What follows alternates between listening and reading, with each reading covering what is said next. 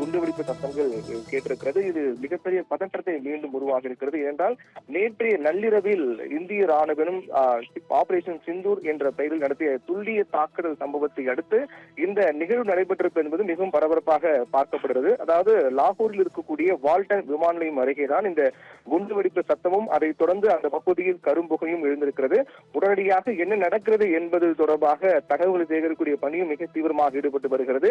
இந்த குண்டுவெடிப்பு சம்பவத்துக்கான காரணம் என்ன, யார் இந்த சம்பவத்தை நிகழ்த்தியது என்பது தொடர்பாகவும் தீவிரமாக விசாரிக்கப்பட்டு வருகிறது. என்றால் இந்த துல்லிய தாக்குதல் ஆபரேஷன் சிந்தூர் தாக்குதல் மேற்கொள்ளப்பட்ட போது கூட இந்திய ராணுவம் கொடுத்த விளக்கத்தில் துல்லிய தாக்குதல் தாங்கள் மேற்கொண்ட அந்த தாக்குதலில் அங்கிருக்கக்கூடிய ராணுவ வீரர்களோ அல்லது பொதுமக்களுக்கோ எந்தவித துளியும் பாதிப்பு இல்லாத வகையில் தீவிரவாத முகாம்களை மட்டுமே துல்லியமாக தாக்கி அழித்தோம் என்று விளக்கம் கொடுத்தார்கள். அந்த வகையில் மிக முக்கியமான ஒரு தாக்குதலாக இந்த துல்லிய தாக்குதல் பார்க்கப்பட்டது.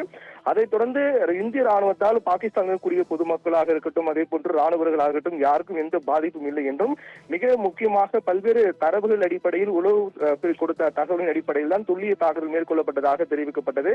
ஆனால் அந்த சம்பவத்தை அடுத்து ஒரு பதற்றமான சூழல் தான் அந்த பகுதியில் காணப்படுகிறது. என்றால் இந்த ஆபரேஷன் சிந்தூருக்கு பிறகாக கூட பல்வேறு இடங்கள், குறிப்பாக பாகிஸ்தான் இருக்கக்கூடிய லாகூர், பஞ்சாப் மாகாணங்கள் உள்ளிட்ட பல்வேறு இடங்களில் அவசர நிலை பிரகடனமானது பிறப்பிக்கப்பட்டிருக்கிறது. அதைத் தொடர்ந்து பல்வேறு இடங்களில் விமான நிலையங்கள்லாம் மூடப்பட்டிருக்கிறது. லாகூர் விமான நிலையம், அதே போன்று பல்வேறு அந்த பகுதியில் இருக்கக்கூடிய விமான நிலையங்கள்லாம் மூடப்பட்டு பாதுகாப்பு நடவடிக்கை என்பது மிக தீவிரமாக மேற்கொள்ளப்பட்டு வருகிறது. இருந்தாலும் அந்த பகுதியில் ஒரு பதற்றமான சூழல் காணப்படுகிற நிலையில் இன்று தற்போது திடீரென்று அந்த பகுதியில் அடுத்தடுத்து 2 முறை குண்டுவெடிப்பு சத்தங்கள் எழுந்திருக்கின்றன. அந்த குண்டுவெடிப்பு சத்தங்களுக்கு பிறகு அந்த பகுதி வான்பகுதி என்பது கரும்புகை சூழ்ந்து காணப்படுவதாக அங்கிருக்கூடிய காட்சிகள் மற்றும் செய்திகள் என்பது தெரிவிக்கின்றது.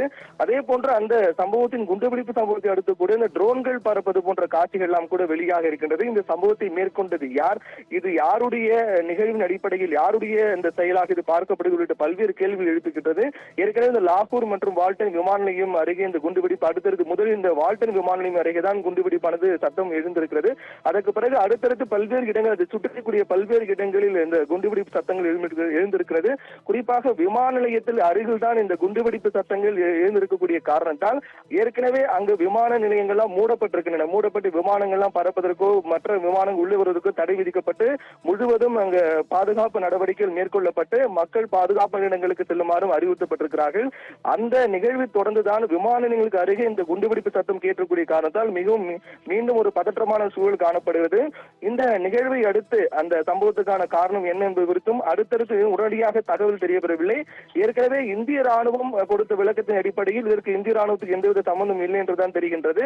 ஏனென்றால் அவர்கள் துல்லிய தாக்குதல் மேற்கொண்டார்கள். அதற்கு பிறகு தற்போது நடைபெற்ற இந்த குண்டுவெடிப்பு சம்பவம் என்பது அதற்கான காரணம் யார் என்பது குறித்தும் தீவிரமாக விசாரிக்கப்பட்டு வருகின்றது.